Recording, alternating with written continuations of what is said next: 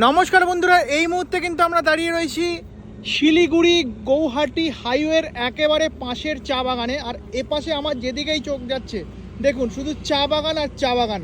আর আমি কিন্তু এই জলপাইগুড়ি শিলিগুড়ি শহর ভিজিট করছি, আর আমার সঙ্গে কিন্তু রয়েছে এই ভাই। এই ভাইয়ের জন্যই কিন্তু আমি ভালো করে বেশ এই চা বাগানটা ভালো করে ভিজিট করতে পারছি এবং আপনাদের সামনে বিভিন্ন টাইপের খাবারের ব্লগ তুলে ধরতে পারছি।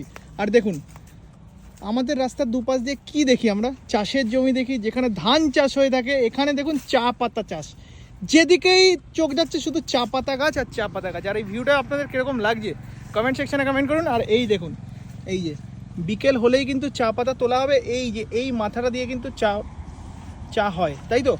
সামনেই রয়েছে মনে ফ্যাক্টরি নাকি? সামনেই ফ্যাক্টরি রয়েছে, ওখানে কিন্তু অলরেডি চায়ের প্রসেসিং হচ্ছে। যদি দেখাতে দেয় তাহলেই কিন্তু দেখাবো, আপনাদের সামনে তুলে ধরবো। আর দেখুন এই ভিউটা আপনাদের কীরকম লাগছে কমেন্ট সেকশনে কমেন্ট করে জানান।